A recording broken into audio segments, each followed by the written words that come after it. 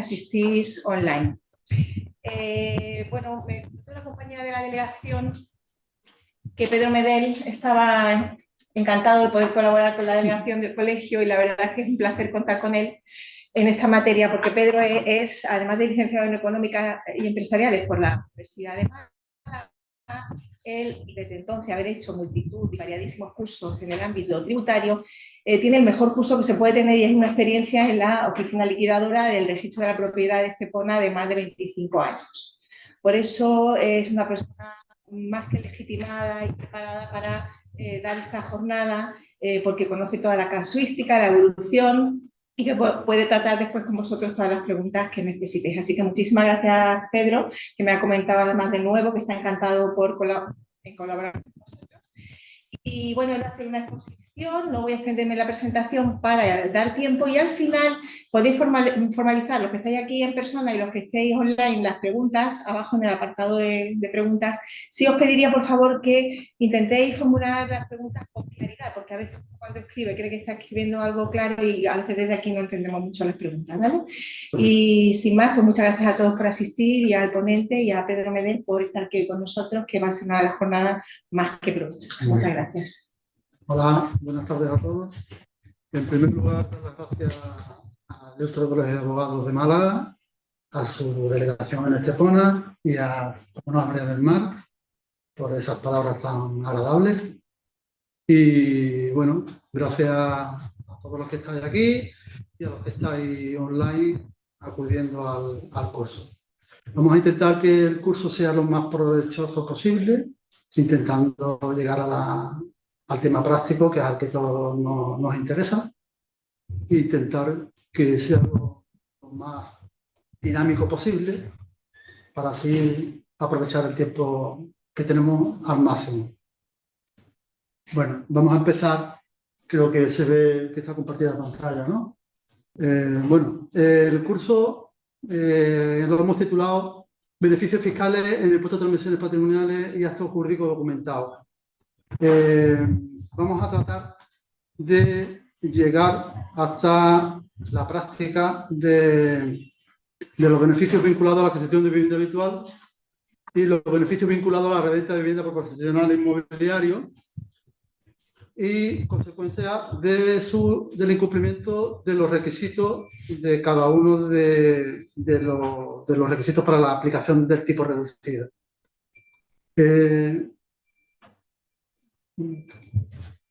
Dentro del programa, que será hacer una pequeña introducción sobre el ámbito jurídico aplicable a los beneficios fiscales. Tenemos la legislación aplicable, tenemos la Ley del Impuesto de Transmisiones Patrimoniales, aprobada por el Decreto Legislativo 1 de 93, la Ley 22 de 2009, del Sistema de Financiación de las Comunidades Autónomas, la Ley 18 de 2010, de exención de tributo a la Comunidad Autónoma de Andalucía, la Ley 5 de 2021, que es la que está vigente actualmente y recoge las medidas tributarias aplicables a los contribuyentes residentes en Andalucía, y la Ley 58 de 2003, que es la Ley General Tributaria. Dentro del impuesto de transmisiones patrimoniales, como sabéis, en el impuesto de transmisiones patrimoniales tenemos tres modalidades: transmisiones patrimoniales, operaciones societarias y actos jurídicos documentados. Los beneficios fiscales en Andalucía se aplican a las transmisiones, entre otros, a las transmisiones patrimoniales onerosas y a los actos jurídicos documentados. La ley del impuesto de transmisiones patrimoniales y actos jurídicos documentados establece en el artículo 7 el hecho imponible correspondiente a la modalidad de transmisiones patrimoniales onerosas y el artículo 11 recoge la cuota tributaria aplicable a la base imponible correspondiente, que si la comunidad autónoma no ha aprobado ningún tipo de impositivo de gravamen, se aplica el 6%. Y por la modalidad de acto jurídico documentado tenemos el hecho imponible del artículo 28 y la cuota tributaria del artículo 31, que igualmente, si la comunidad autónoma no ha aprobado tipo impositivo de gravamen, se aplica el 0,5%.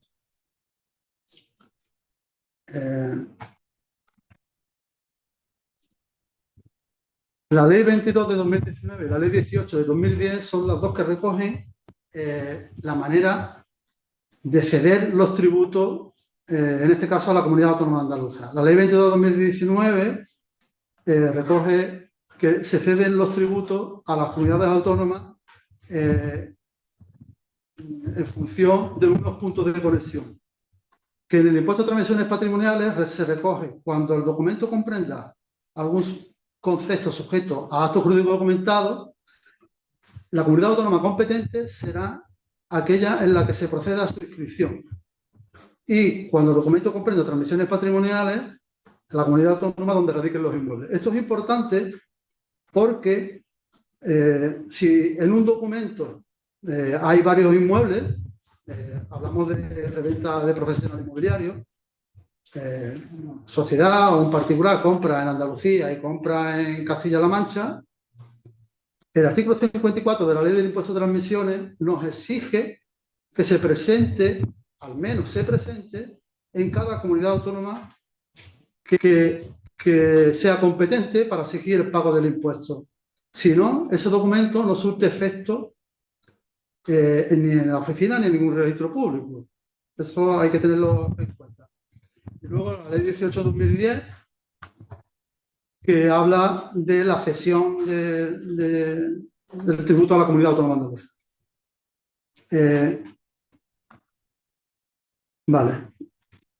La Ley 5 de 2021, que es la que está actualmente vigente en la Comunidad Autónoma Andaluza, de tributo cedido a la Comunidad Autónoma de Andalucía, los artículos 43 y 50 hablan de adquisición de inmuebles cuyo destino sea vivienda habitual, cumpliéndose alguna condición, tributa por transmisiones patrimoniales, que es el artículo 43, al tipo de gravamen reducido del 6 o del 3,5%, y en modalidad de acto jurídico documentado tributa al 1%, al 0,3% o al 0,1%. Teniendo en cuenta que el tipo de gravamen general aplicable en Andalucía por transmisiones patrimoniales es el 7% y por acto jurídico documentado es el 1,2%. Luego tenemos el artículo 44, que recoge el tipo reducido aplicable a reventa por profesional inmobiliario, y aquí nos habla de adquisición de vivienda. Es importante. Antes hablaba de adquisición de inmuebles y el artículo 44 habla de adquisición de vivienda. Ya luego más tarde veremos por qué esa importancia de esa distinción. Si en la adquisición de vivienda el adquirente es una persona física o jurídica que ejerce una actividad empresarial concurriendo los requisitos que se recogen en el artículo 44, tributaría al 2%. Luego también esa misma ley recoge distintas definiciones. El artículo 2, concepto de vivienda habitual, persona con discapacidad, concepto de familia numerosa, consideración de víctima de violencia doméstica, víctima de terrorismo y personas afectadas en municipios con problemas de población. Ese tipo de definiciones también nos hace que se aplique un tipo de gravamen reducido. Y luego, por último, tenemos la Ley General Tributaria, que ahí está recogido el artículo 14, prohibición de la analogía, que no está prohibida la analogía, para ascender más allá de los términos de un beneficio fiscal. La interpretación de las normas. Las normas se interpretarán atendiendo a su espíritu y finalidad. La carga de la prueba. Quien haga valer su derecho debe probar los hechos constitutivos del mismo. Y presunciones en materia tributaria. Esto también es importante.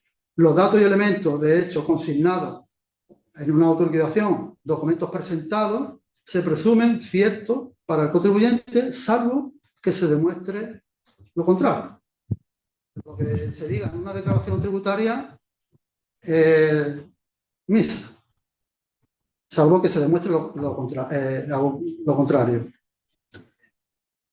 Luego tenemos comprobación por la administración. Hay un contrato, acuerdo del Consejo de Gobierno con la Agencia Tributaria de Andalucía y una resolución de la Dirección General de Tributaria de Andalucía que se publican plan control tributario para 2024.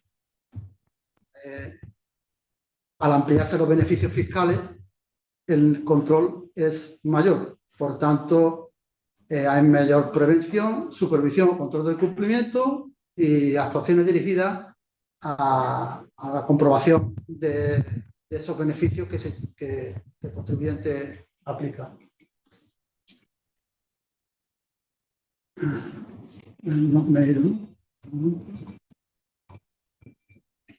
Me he saltado una. Bueno, la evolución de la legislación sobre los beneficios fiscales en Andalucía. Esto es importante también determinar porque como los beneficios fiscales están condicionados a un cumplimiento a futuro, el hecho imponible se devenga con fecha anterior a la fecha en la que estamos. Si estamos en el 2024, pues el hecho imponible de vivienda habitual puede haberse producido en el 2018. Por tanto, la legislación aplicable sería la 2018, no la 2021. Bueno, aquí se recoge la evolución que hemos tenido hasta la Ley 5 de 2021, en la que tributa a tipo único del 7 y 1,2, como decía antes, se introducen nuevos conceptos, nuevos colectivos, familia numerosa, se amplían los valores mínimos a partir del cual ya no sería aplicable el beneficio fiscal y se añaden el impuesto a actividades económicas y CENAE y se aclara la forma de acreditar los requisitos. Y luego, esa ley 5 de 2021, por la ley de presupuesto de la Junta de Andalucía 1 de 2022, ha modificado desde la fecha en vigor, desde el 1 de enero de 2023, en la que se elimina el CENAE y se añade que la vivienda que se adquiere sea de la familia numerosa.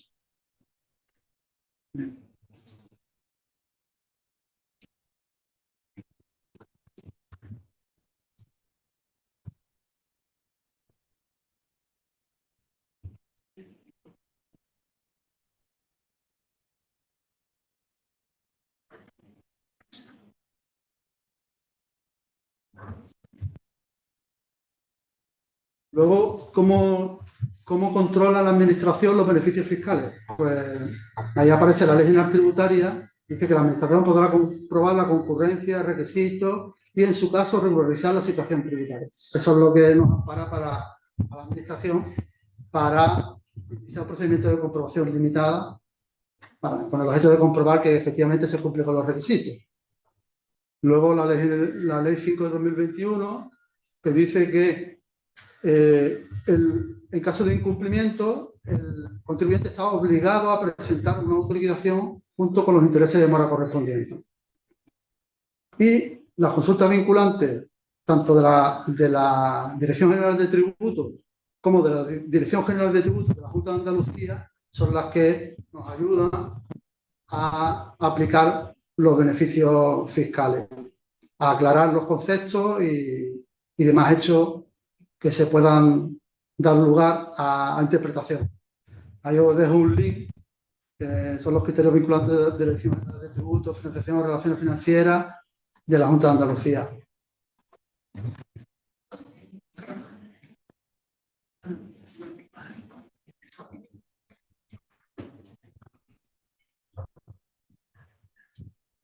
Y ya por último, como introducción, me gustaría aclarar un poco el tema de la prescripción del derecho. Eso siempre da lugar a muchas interpretaciones y a errores. La ley general tributaria dice que prescribirá los 4 años el derecho de administración para determinar la deuda tributaria mediante la oportuna liquidación. Y se empieza a contar a partir del día siguiente al que finalice el plazo reglamentario para presentar la correspondiente declaración o autoliquidación. En el año 2018 hasta 2021, el plazo eran 30 días hábiles. Ahora estamos de 2 meses. Bien. Entonces, el periodo de prescripción en el año 2018 es distinto hasta el año 2021, porque empieza a contar desde que finaliza el plazo de reglamentario. El artículo del Código Civil, el tiempo para la prescripción de todas, allá hablando específicamente de los beneficios fiscales, el Código Civil dice que el tiempo para la prescripción de toda clase de acciones se contará desde que pudieron ejercitarse. Bien, hay una resolución del Tribunal Económico Administrativo Central que crea doctrina diciendo que el dies a quo es un mes desde que se produce el incumplimiento. Es decir, si yo adquiero una vivienda habitual y hoy la adquiero hoy y dentro de 3 años voy de mi casa antes de los 3 años, el periodo de prescripción no empieza a contar desde hoy, desde el plazo de 2 meses a contar desde hoy. O sea, se produce el devengo hoy, 2 meses para liquidar, autoliquidar, y 4 años de prescripción. Pero, como el beneficio fiscal está condicionado a un acontecimiento futuro, no se puede contar el plazo de prescripción desde que ese momento se realice. Sí, si yo compro hoy y dentro de 2 años pierdo mi vivienda habitual, el plazo de prescripción no comienza a contar a partir del mes de su incumplimiento. ¿Por qué un mes? Porque el artículo 66 de la Ley 5 de 2021 nos dice que en caso de incumplimiento el obligado tributario tiene que regularizar su situación tributaria. O sea, la administración tiene que esperar desde que se produce el incumplimiento los 4 años y el mes que se le da para regularizar. Y ese sería el cómputo de la prescripción. Luego la sentencia del Tribunal Superior que os pongo ahí, lo mismo, habla en el mismo sentido. El criterio interpretativo que plazo de prescripción se inicia el día siguiente a aquel que termine el plazo reglamentario para presentar la autoliquidación del ejercicio en que se consumó el incumplimiento.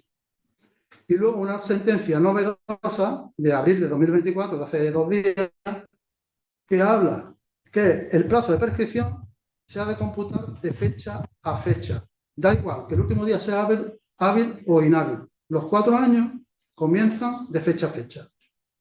Eso también es importante porque antes, cuando el plazo de prescripción caía, los 4 años caía en un domingo, decíamos, bueno, pues al día siguiente, pues dice esta sentencia que no, que si cae los 4 años y se presenta al día siguiente, ya estaría prescrito. ¿Vale? Perdona, esa sentencia de que juzgado del Supremo. La sentencia. Del Supremo, ¿no? No, la sentencia del Tribunal Superior, la número 650-2024, de 17 de abril de 2024.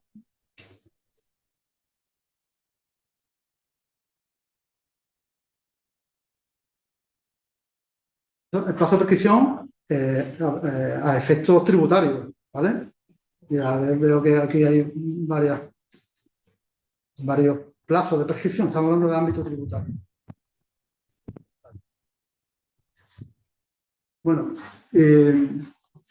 vamos a hablar ya más estricto de los beneficios fiscales vinculados a la adquisición de vivienda habitual, que está recogido en el artículo 43, Ley 5 de 2021. Y, bueno, en primer lugar, vamos a determinar qué se entiende por vivienda habitual. Porque el artículo 43 del beneficio fiscal recogido para la adquisición de vivienda habitual. Y dice que se entiende por vivienda habitual la edificación que constituye su residencia durante un plazo continuado de al menos 3 años.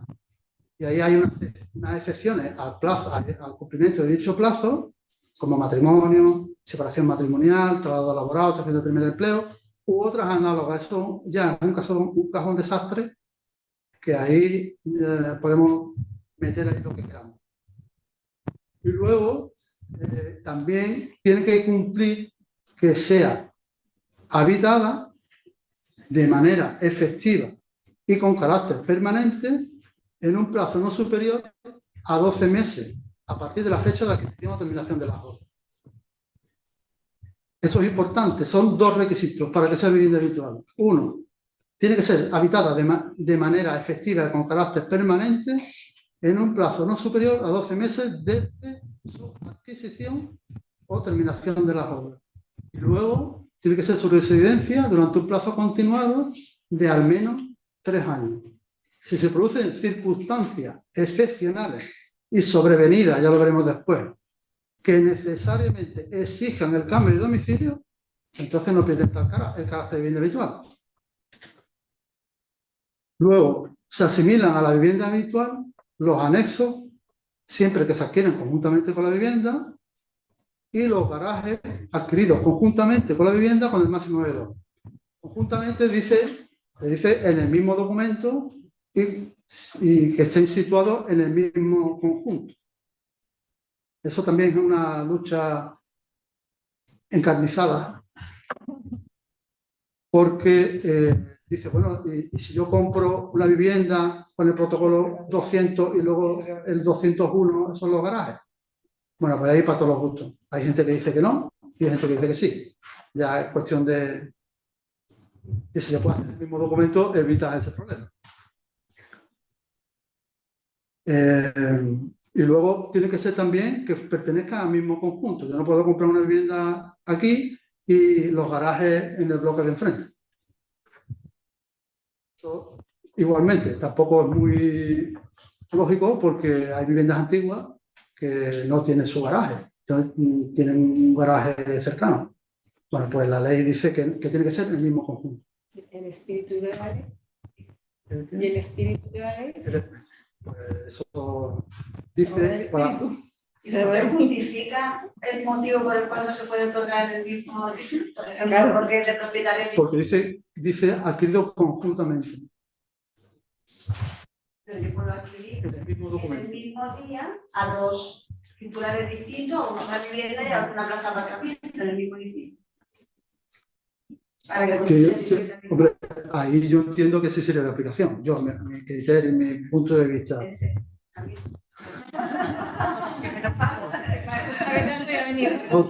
Bueno, pero ahí estamos siempre a expensas de lo que digan los tribunales. No, si en este caso, como es favorable, no va a llegar, ¿no? Bueno, luego del decreto ley 6 de 2013 del 9 de abril de medidas para asegurar el cumplimiento de la función social de la vivienda, ahí se recoge, porque uno de los requisitos más complicados de acreditar, o es más complicado porque si es adquisición de vivienda por menor de 35 años, está claro que la edad es fácil de averiguar.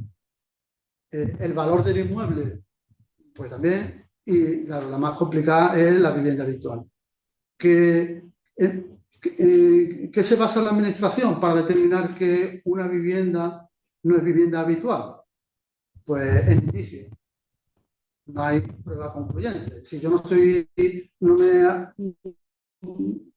doy de alta en el censo y la vivienda que adquiero, eso no significa por sí mismo que no sea mi vivienda habitual. Es más un indicio. Entonces, el artículo 26 de ese decreto ley 6 de 2013 recoge una serie de indicios de no habitación. Por ejemplo, datos del padrón de habitantes. Si yo no me doy de alta en el censo, pues estoy dando un indicio de que no va a ser mi vivienda habitual. Consumo anormalmente bajo o inexistente de agua, gas o electricidad. Consumo de agua, hay un anexo en ese decreto ley que recoge que una vivienda es inexistente cuando el consumo de agua es inferior a 0,21 metros cúbicos al mes. Y el consumo de electricidad es inferior a 24 kilovatios hora al mes. Pues si en un expediente se presenta consumo de agua, pero no de electricidad, es un indicio de que la vivienda no está habitada. Recepción de correo y notificaciones en otros lugares. Se notifica al contribuyente la propuesta y no la recibe en el domicilio que declara que es vivienda habitual y no la recibe. Ese es otro indicio de que no está viviendo allí. Utilización de otro lugar para realizar comunicaciones telefónicas e informáticas, dirección de correo electrónico, de correo, una plataforma de compra online que dé la dirección de otro sitio. Declaraciones o actos propios de la persona titular de la vivienda, por ejemplo, su declaración de la renta, declara el inmueble adquirido a disposición del titular en vez de vivienda habitual. Eso es muy común también. ¿Puede ser un error del que haya hecho la declaración? Posiblemente. Pero como los datos consignados en las declaraciones tributarias se presumen ciertos, salvo error, pues si tú estás declarando que ese inmueble no es tu vivienda habitual, sino que está a disposición, es un indicio de que no la estás habitando, ¿vale? Y declaraciones de los titulares de la vecindad. Son muy típicos de que ya en la desesperación va a los vecinos y le presentan un listado que estoy viviendo allí y los vecinos firman y eso tampoco es muy concluyente. Vale. He puesto ahí una ristra de consulta vinculante de la pequeño porque quería ponerlo todo en el mismo sitio y si queréis lo comentamos, son muy rápidas, son muy significativas. Por ejemplo, la adquisición de solar para un parking. O sea, yo tengo una vivienda, compro un solar contiguo para construir un parking. ¿Eso tributa al tipo reducido? No, porque hemos dicho que los parkings se deben adquirir conjuntamente con el inmueble principal. Si yo compro un garaje y soy discapacitado, tampoco, igualmente, debo adquirir de forma conjunta. No puedo adquirir la vivienda y dentro de 3 años adquirir un garaje. Adquisición de garaje en edificios anexos. Tampoco, porque tiene que estar situado en el mismo edificio o complejo. O sea, hay una consulta vinculante a la que todos estamos obligados a aplicar o a seguir, ¿vale? Toda la administración. El contribuyente podrá recurrir y llegar a los tribunales y que el tribunal decida.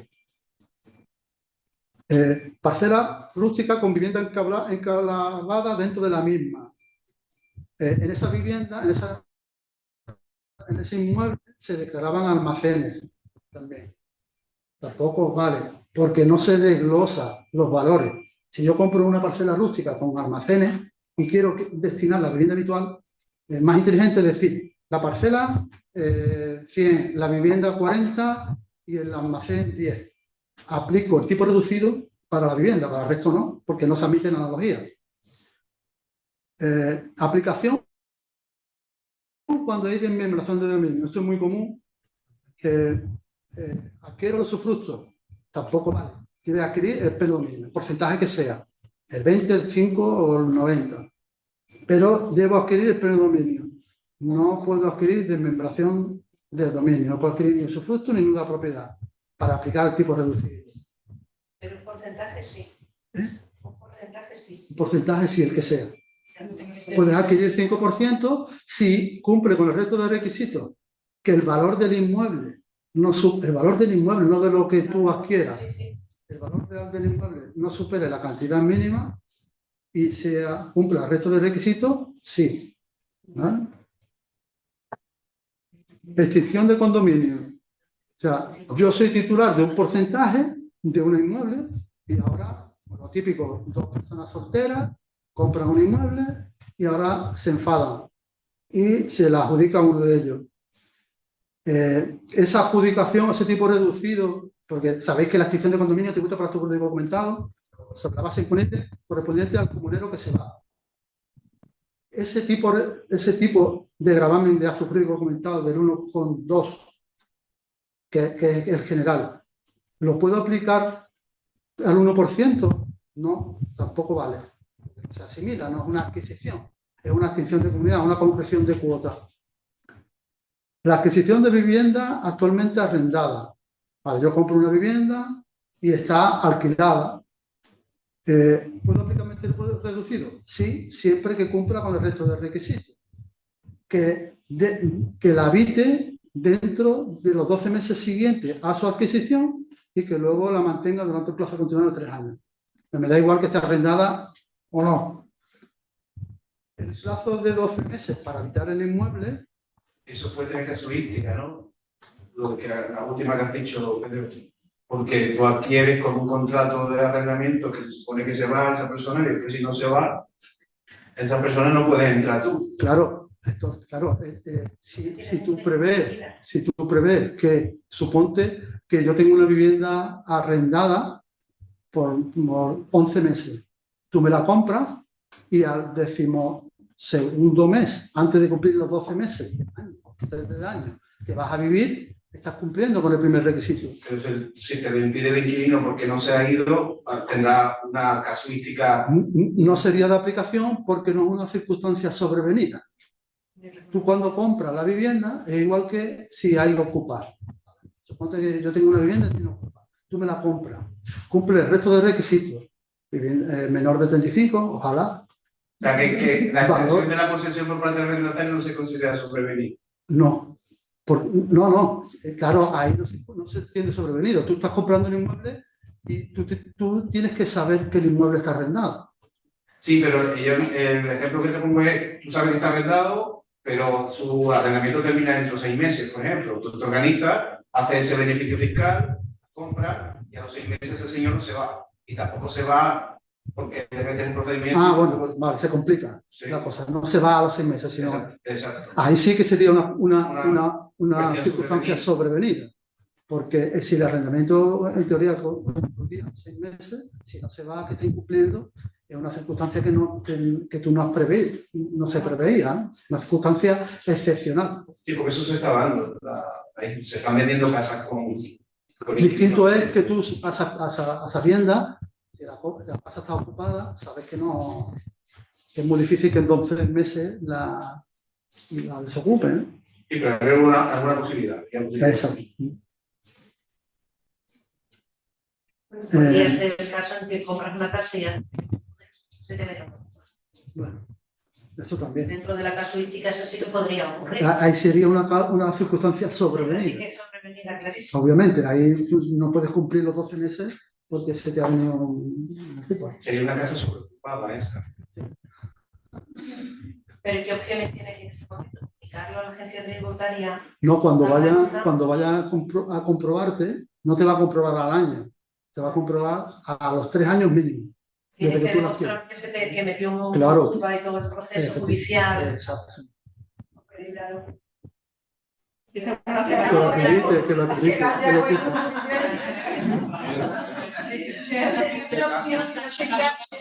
En este caso,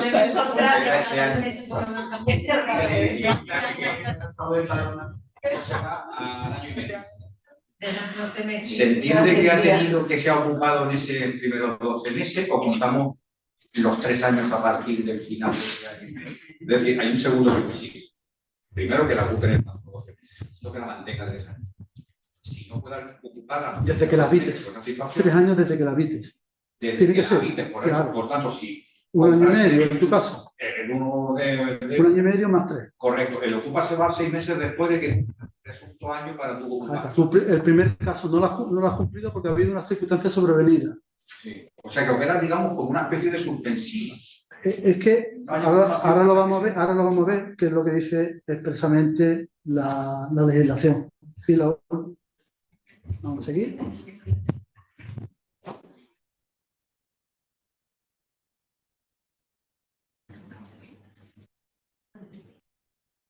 Bien. Bueno, hemos terminado con uno de los conceptos que recoge la Ley 5 de 2021 de vivienda habitual. El artículo 2 expresamente recoge el concepto de vivienda habitual y se refiere a la Ley de Impuestos sobre la Renta de las Personas Físicas.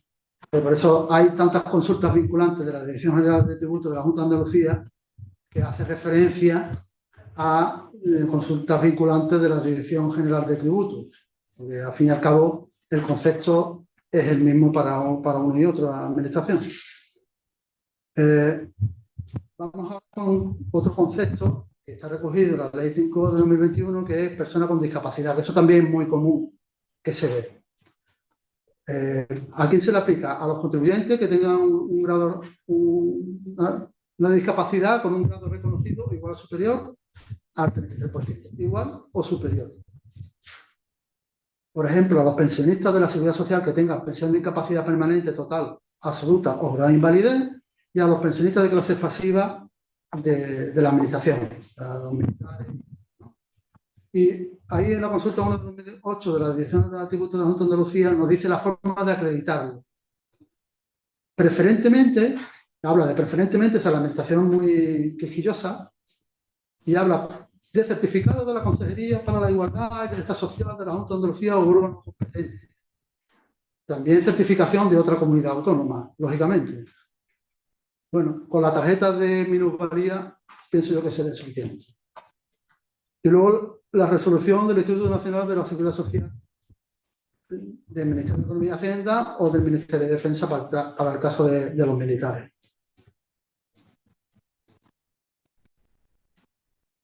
Bueno, y ahora otro concepto, otro importe, una cuestión importante para determinar si es de aplicación el tipo de gravamen reducido para la adquisición de vivienda habitual, lo tenemos en los valores que debe tener el inmueble adquirido.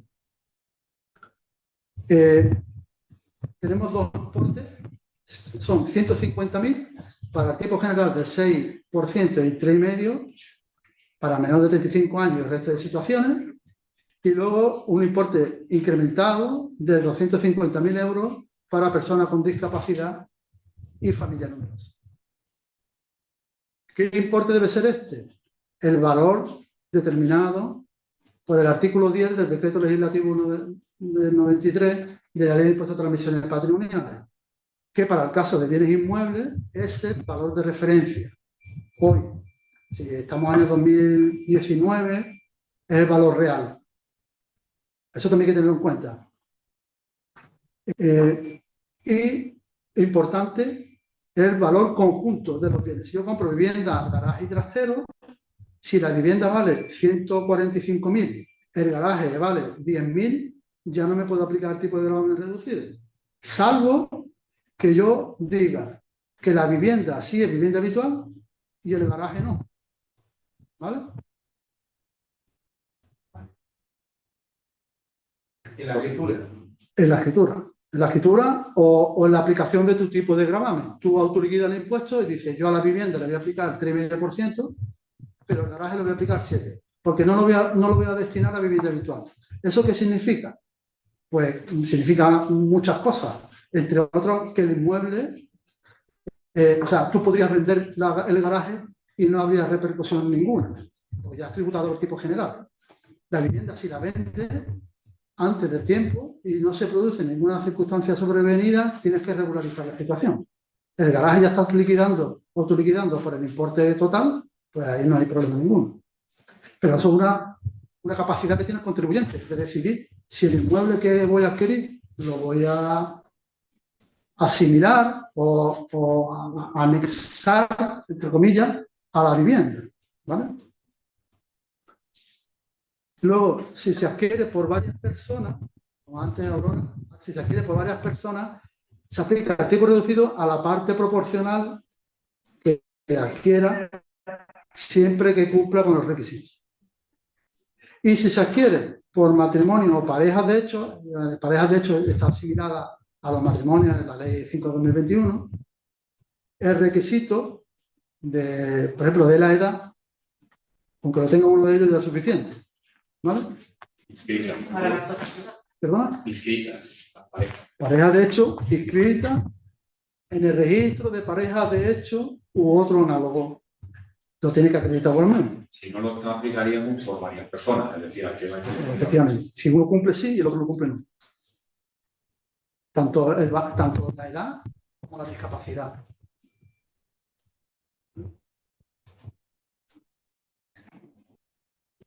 Si uno de una de las parejas es también discapaz, aunque el otro no, también se cumplen el resto de los requisitos. También de aplicación a todos.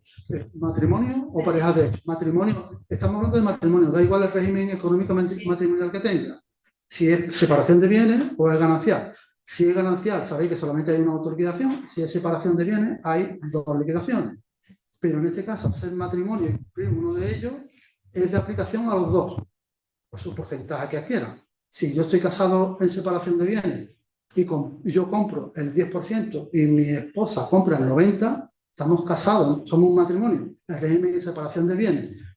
Yo me puedo aplicar igualmente el tipo reducido si yo no lo cumplo, si yo tengo más de 35 años, pero mi esposa sí. No sé si me explico. Por el matrimonio, con independencia Del régimen económico que tengo. El problema es que con los precios de la vivienda esos valores se han quedado ahí atrás. ¿Cómo? Y esos valores se han quedado ya extremadamente atrás, los vecinos. pero eran los 130 de antes que estaban ya, que caían en pico, Claro. y subió a 150. Esto En este pone también más. De todas maneras, en este Son pone más. referencias, pero de la manera son de referencia.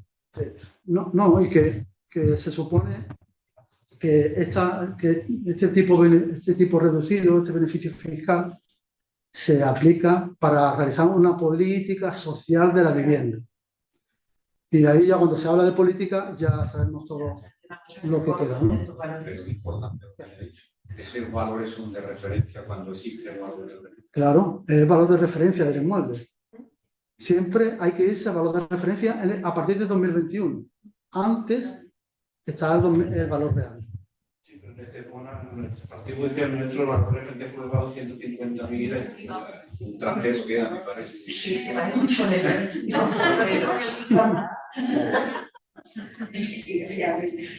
Bueno, ahí he puesto otra listilla, otra lista de consultas. Esta ya la hemos visto, compra de vivienda de garaje por encima del límite. Ya hemos dicho que no se aplica. Ahí hay que ser un poco más inteligente y discernir qué es lo que le voy a aplicar al tipo reducido y a qué no. Claro, si estás en el límite. Eso está dentro de la legalidad, ¿no? Claro. En el límite de la vivienda de 250 si le quitas el garaje. Eso no, yo no estoy diciendo nada que no sea legal. Eso es, tú puedes decir que el garaje que adquieres no lo vas a destinar a vivienda habitual. O lo compras en un título aparte. Efectivamente, o lo compras en título aparte. El remate. Que Que pase el siguiente y ya lo pruebas. Venga, que pase el siguiente. Luego, transmisión de inmueble catalogado como vivienda de protección oficial. Esto también se da mucho. La vivienda de protección oficial tiene un precio máximo de venta que por encima de ese precio la administración no te deja vender. Pero si el valor real, el valor de referencia en este caso es inferior al precio máximo de venta, se aplica el valor real, el valor de referencia. Y si ese valor de referencia es inferior a 250.000 o 250.000, esa sería la aplicación, el tipo reducido, aunque el precio máximo de venta supere los límites habituales. Obviamente esperamos que Porque son todos. Luego, aquí, esto también este es un tema que se da mucho. Adquisición de solar y posterior autoconstrucción. Hemos visto antes que diferenciado en la adquisición de inmuebles para la vivienda habitual y adquisición de vivienda para los reventas profesionales inmobiliarios. Aquí está la cuestión de por qué se dice adquisición de inmuebles. Pues yo puedo adquirir un solar para autoconstruir y que luego sea mi vivienda habitual. Esa compra de solar, siempre que se reúnan los requisitos que ahora vamos a ver, también sería de aplicación tipo reducido. ¿Cuáles son los requisitos?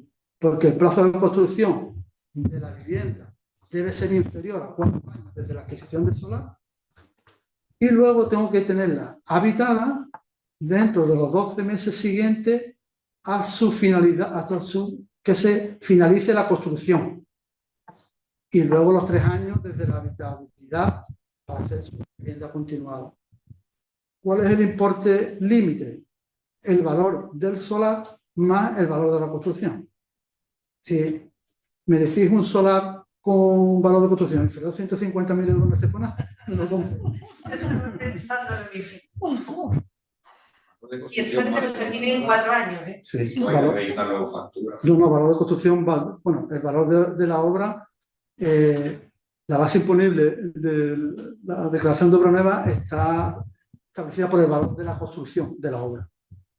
¿Vale? El valor de la construcción. Si tú declaras un importe, la administración te va a comprobar que ese importe declarado se corresponde con el valor de la construcción.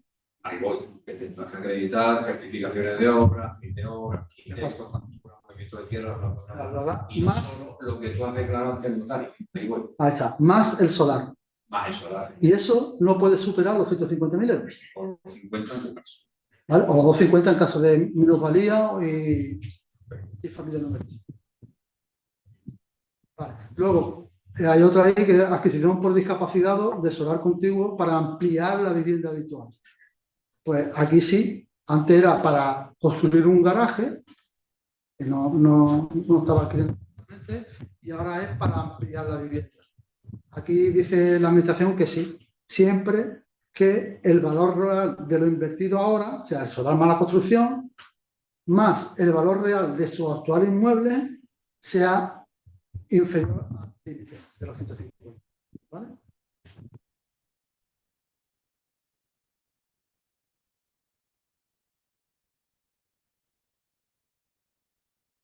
Bueno, aquí hemos visto que entre los requisitos está que debe ser su vivienda habitual de manera continuada durante un plazo como mínimo de 3 años. Vale. Y el precepto recoge situaciones que nos hace la necesidad de cambiar el domicilio. Y hay una lista, por ejemplo, matrimonio, causas laborales, violencia doméstica, empeoramiento de enfermedad. Y dice la consulta que las circunstancias expuestas no son motivos suficientes para exigir, para no exigir cumplimiento de los tres años.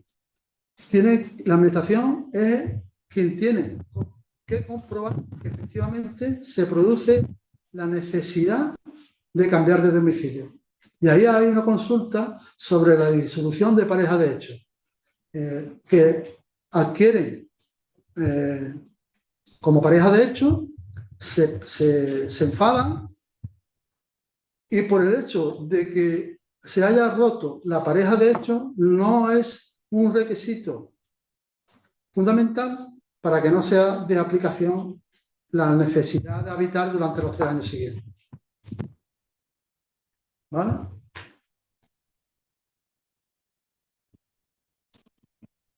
Tienen que seguir siendo pareja de liquidadora. ¿Cómo? Tienen que seguir siendo pareja de liquidadora por menos 1 año y medio más. Sí, no sé. La comprobación. Y seguir conviviendo y gastando agua y luz. Pero si el agua va en la comunidad.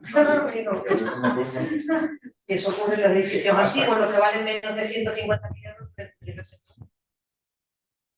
Es verdad.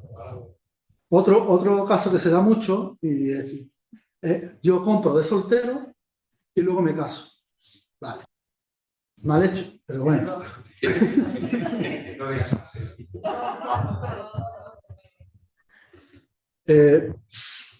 Dice, hay que tener, yo me compro la vivienda hoy y dentro de un mes me caso y me voy a otra vivienda.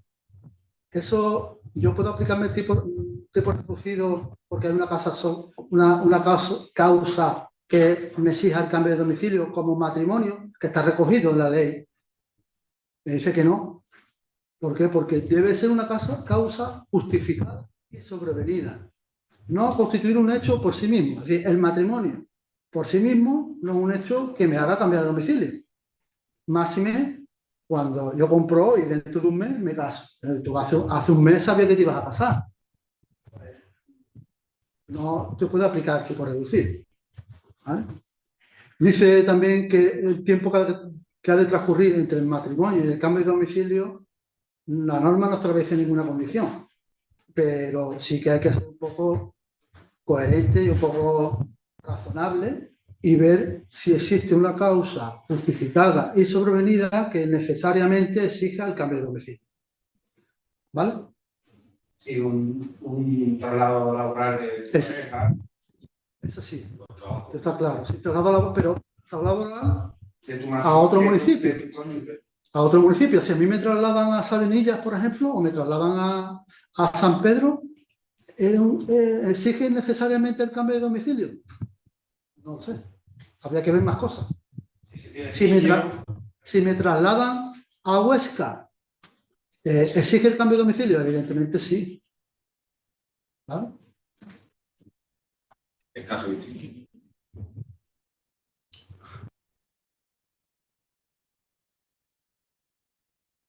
Y hay otro que es la adquisición de vivienda y posterior alquiler de habitaciones. Yo compro una vivienda y alquilo una habitación porque no puedo pagar la hipoteca. Sigo viviendo allí, pero tengo una vivienda alquilada. No pasa nada. Sería de aplicación a tipo reducido. O alquilo la vivienda en periodos cortos. En verano me voy a casa del pueblo y el periodo vacacional la alquilo. Tampoco perdería tipo reducido. Siempre que sea que se encuentre la vivienda vacía esporádicamente, no un periodo de tiempo considerable. Y ahí hay un montón de consultas que recoge esta casuística. Y ya por último, y no menos importante, como diría aquel, el inmueble adquirido por familia numerosa. ¿Vale? Antes, la ley, ya con la reforma de la ley de presupuesto, la ley 5 de 2021 inicial decía que adquiriendo uno de los miembros de la familia numerosa una vivienda ya sería de aplicación al tipo reducido.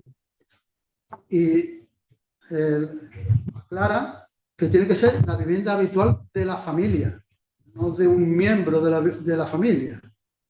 Si somos 5 miembros, uno de ellos tiene 20 años y se va a comprar una vivienda para él, no sería de aplicación al tipo reducido, aunque él tuviese la cualidad de familia numerosa. Tiene que ser la vivienda habitual de la familia. Vale. Y ya hemos concluido el tema de la aplicación del beneficio fiscal vinculado a la adquisición de vivienda habitual. Ahora vamos a ver los beneficios fiscales vinculados a la reventa de vivienda por profesional inmobiliario. ¿Vale? Aquí sí que habla de vivienda, no inmueble. Esto hay que tenerlo claro. Solo y exclusivamente el inmueble cuyo uso sea de vivienda. Y tengo que reenviar al artículo 2 a la definición esa que daba la ley sobre vivienda. Ahí está, adquisición de inmueble, no adquisición de vivienda. Ahora estamos hablando solo y exclusivamente de vivienda.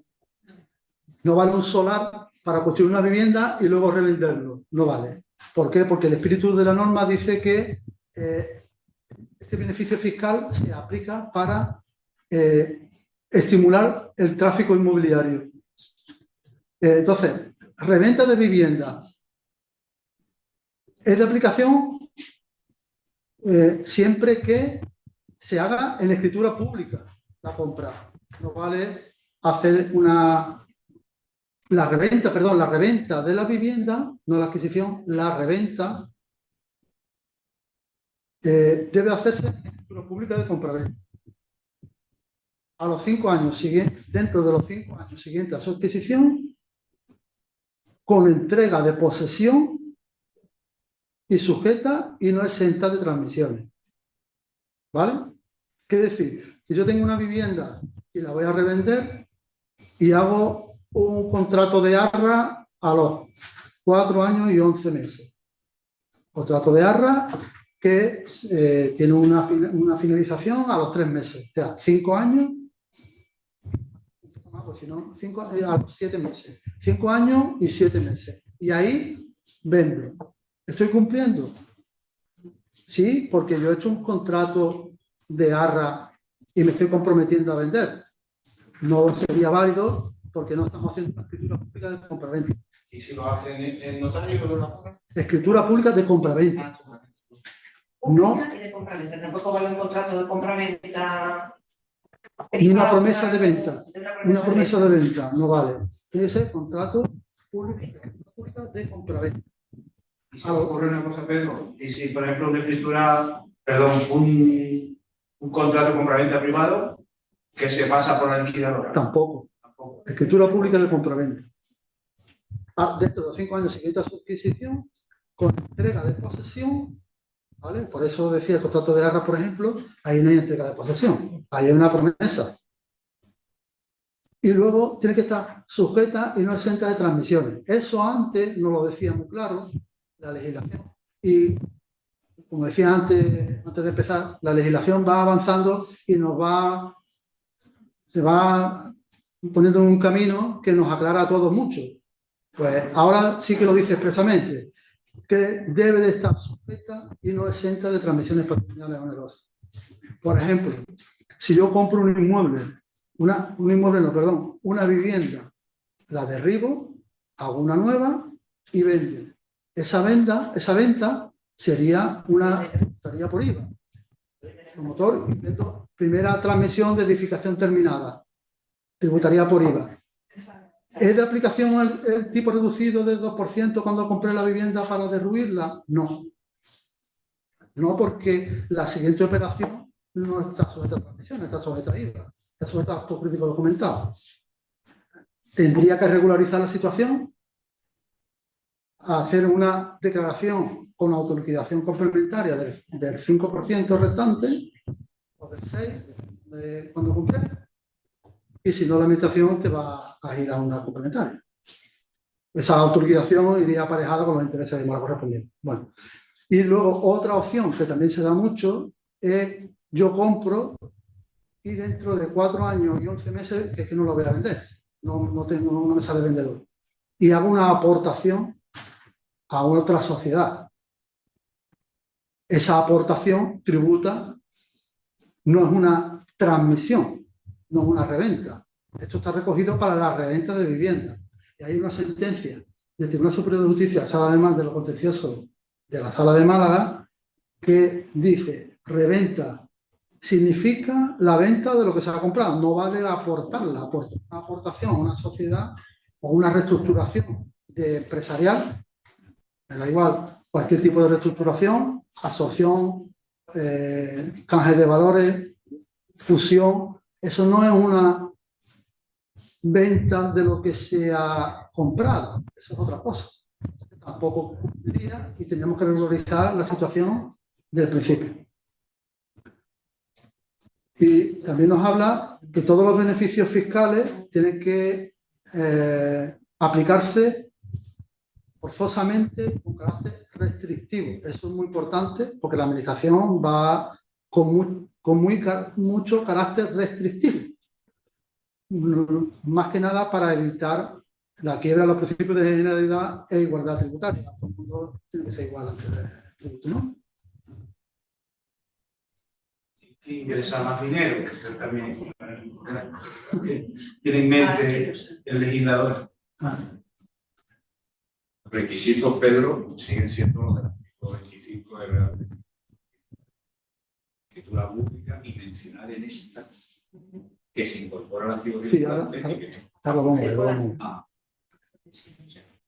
Bueno, otro requisito también importante y fundamental es el acta que de los epígrafes del IAE correspondiente para tener derecho a la aplicación de este tipo de gravamen reducido. Esto históricamente ha tenido mucha evolución,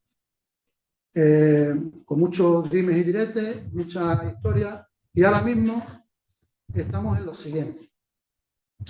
La fecha del acta en el IAE debe ser igual o anterior al devengo del impuesto.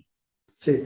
Yo compro hoy y pasado mañana me dé de alta en el epígrafe 833.2, no va. Me tengo que dar de alta con carácter previo o simultáneo al devengo. Esto aquí hay, para todos los gustos también, hay tribunales que dicen que si no se ha dado de alta en el epígrafe correspondiente ha sido un error del contribuyente y que tendrá sus repercusiones tributarias en el IAE y no aquí. Bueno, eso es muy discutible.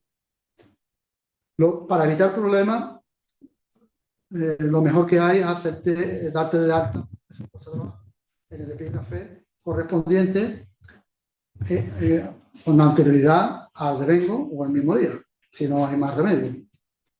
¿Y cuáles son los epígrafes que te dan derecho a la aplicación de tipo de gravamen reducido? Pues el 833.2, que habla de promoción de edificaciones, que 161.1, que es el alquiler de vivienda, que tiene una cuota nacional. Bueno, antes, y el 834, que esto es muy común, que se dan de alta en el 834, porque son no asumen riesgos propios y operan por cuenta de terceros.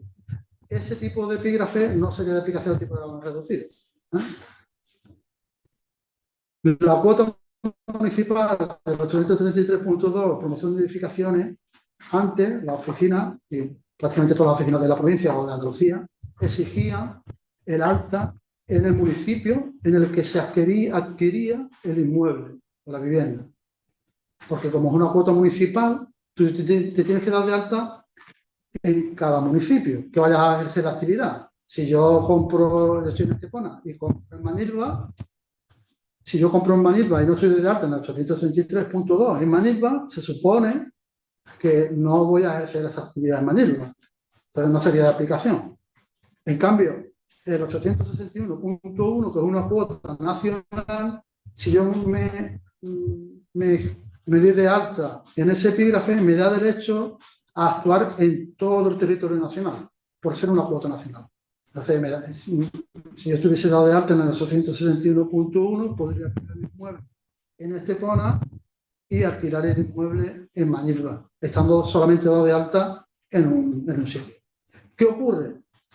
Que el Tribunal Superior de Justicia, la Sala de los Contenciosos de Málaga, se apartó de este criterio generalizado, también de su propia sala, y desde el 16 de noviembre de 2023 no existe obligación de darse de alta en el epígrafe en el municipio donde radique el inmueble. Basta con estar de alta En cualquier municipio de España. Ya no te exige el alta en el municipio donde radique el inmueble. Bueno, como esta sentencia no es jurisprudencia, pero como al final va a ser la que nos va a vigilar, lo que nos va, pues la administración adopta el criterio este, que ya da igual el municipio, el de aplicación en el que esté dado de alta, que si cumple el resto del requisito, sería de aplicación. Lo que sí hay que mantener el criterio del alta en el epígrafe 833.2 y 861.1, eso sí. Y por eso has puesto Vale, cualquiera de los dos. ¿Cómo? que por eso has puesto I/diagonal O.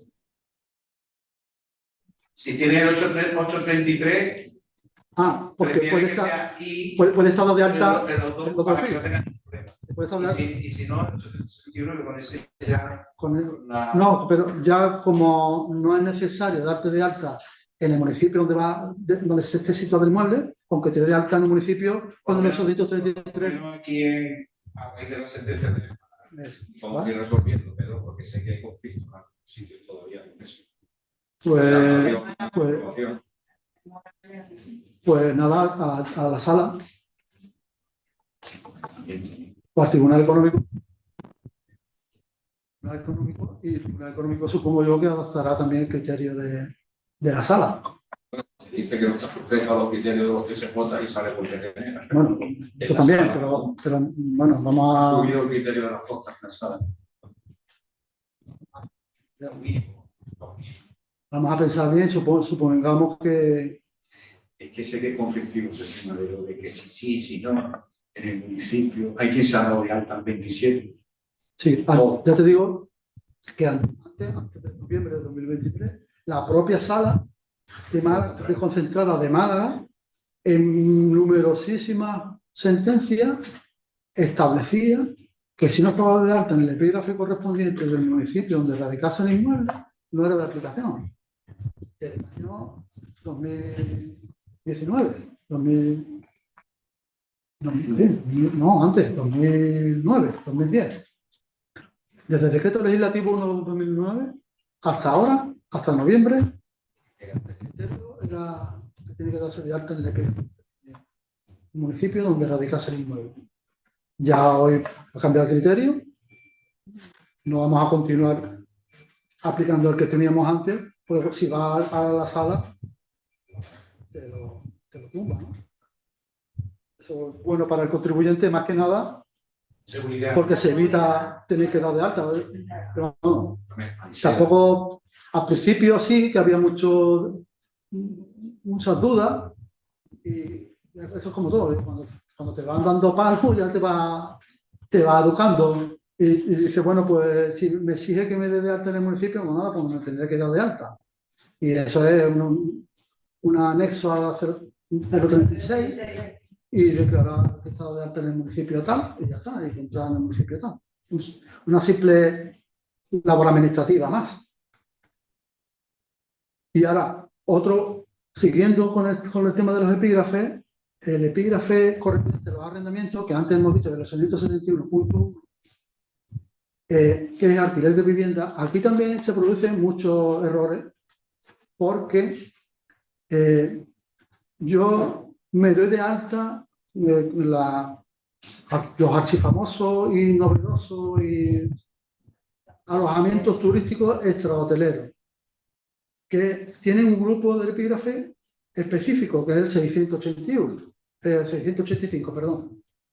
Si yo compro un inmueble y lo voy a destinar a servicios turísticos, alquiler turístico, primero, que el grupo que yo me tengo que dar de alta es el 685, no el 861 de alquiler de vivienda.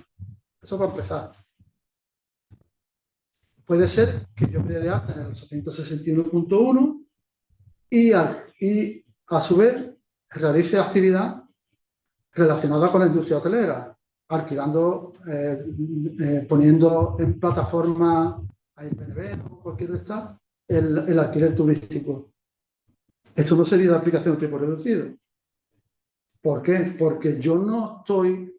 El fin de la compra de esa vivienda no es revenderla y mientras sacan un rédito alquilándola. El fin principal de esa vivienda es alquilarla turísticamente durante los 5 años que esté. Y eso no sería de aplicación. Porque no, el fin al final no es la reventa, es el alquiler durante el tiempo que pueda.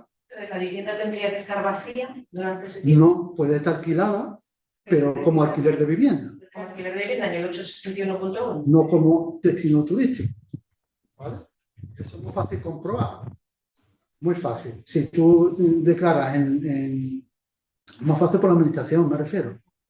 Si tienes acceso al Airbnb, al apartamento tal, pues hay además de apartamentos turísticos en la Junta de Andalucía que con la referencia catastral te dice si está de alta o no. Sí, pero incluso aunque no se presten los servicios complementarios, que eso tiene en IRPF y en IVA tiene otro tratamiento. O sea, incluso aunque no se presten los servicios complementarios, ¿no? tampoco tiene derecho a Sí. En ese caso sí. Sí. Pero siempre, a ver, esto igual que la vivienda, igual que la compra de vivienda, son indicios al fin y al cabo. ¿Usted estaba de alta correctamente en el epígrafe? Sí, porque yo me he dado de alta en el 861.1. Yo no presto ningún servicio más allá Nada, de que entran y se marchan. Yo he comprado la vivienda para venderla dentro de 5 años, pero mientras que el mercado se reactiva o encuentro a alguien, la alquilo. Pero la alquilo un periodo. No. Sí, pero también en Airbnb se publicitan muchos alquileres turísticos que no ofrecen servicios complementarios. Ya. Entonces hay que probarlo con otra serie Con de otra pruebas. cosa. Pero en este caso, al fin y al cabo es el destino que tú le des a ese inmueble. Si la administración comprueba que ese destino no es el de reventa, si no es otro, no valdría. Vale. Este otro requisito también fundamental, que es el de la incorporación de la vivienda a su activo circulante. Vale. Y dice, esto igual, antiguamente había un montón de circunstancias en las que no era imposible cumplir lo que decía la norma. ¿Por qué? Porque en un documento judicial, ¿cómo voy a decir yo al juez que voy a destinar la vivienda a mi activo circulante? Una vez que es complicadísimo. Vale. Entonces ahí había una prueba diabólica que al final, pues tanto uno como otro nos educan y llegamos a donde estamos. ¿Qué dice? Que para la incorporación de la vivienda a activo circulante, cuando se haga el documento notarial, la compra, será necesario expresamente manifestar su intención de incorporar al inmueble a su activo circulante. Activo circulante que hoy en día, que según el plan general contable, es activo corriente. El grupo 3 de existencia. ¿Vale? Eso es importante. ¿Por qué? Porque la administración, además lo dice el cuerpo de la norma, dice, sin perjuicio de la ulterior comprobación administrativa que pueda efectuar la administración. Si tú dices, manifiesta en el documento que va a incorporar el inmueble a la vivienda a su activo circulante, cumple un requisito, que es manifestarlo expresamente.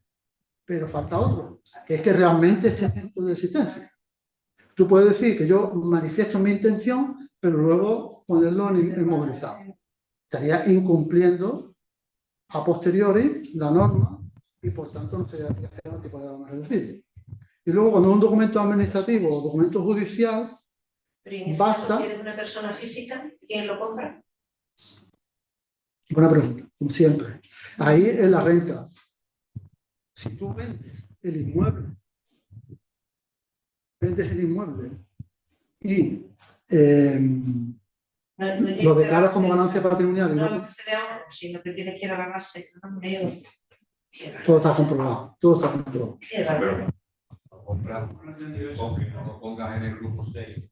Claro, pero lo compras como persona Si física. lo vendes en el año, la asistencia final va a ser ese. A ver, Aurora habla por ejemplo, estamos hablando de la intención de incorporar el inmueble a su activo circulante, lógicamente para las personas jurídicas, que son las obligadas a llevar el plan, a llevar contabilidad con arreglo al plan general contable. Bien, pero el tipo de gravamen reducido de la adquisición de vivienda para su reventa por profesional inmobiliario lo puede hacer igualmente un particular.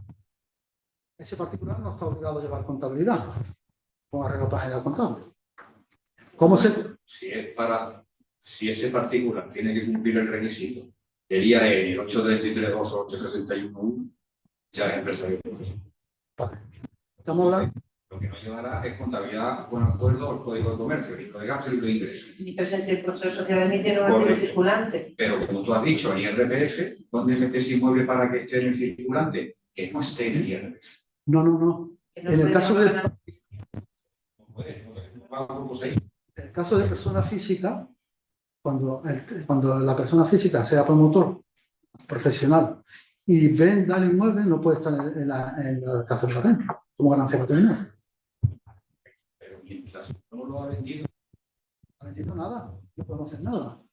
No podemos hacer nada. A disposición del contribuyente en su declaración de renta y los alquileres que tengas los declaras ahí. Claro, Pero después no te vas a ganancia patrimonial porque no te vas a la base liquidable del ahorro, Exacto. sino te tienes que ir al general correcto. y subirte el tipo impositivo corresponda con el resto de la suma de exacto. tus ingresos. Eso es. ¿Vale? ¿Lo podéis traducir en español? Y que cuando tengas que hacer renta, se le viene a pago.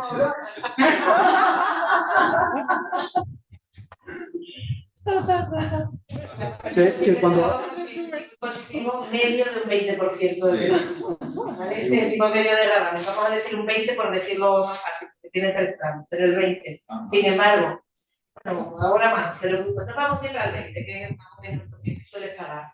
Si te lo llevas a tu base imponible general, o sea, lo que son tus ingresos, dependerá de si es lo único que has ganado en todo el año, o si tienes 100.000 euros de sueldo, más otros 200.000 euros de percibir como abogado. que Eso básicamente, lo sumas y se te va un único medio de trabajo.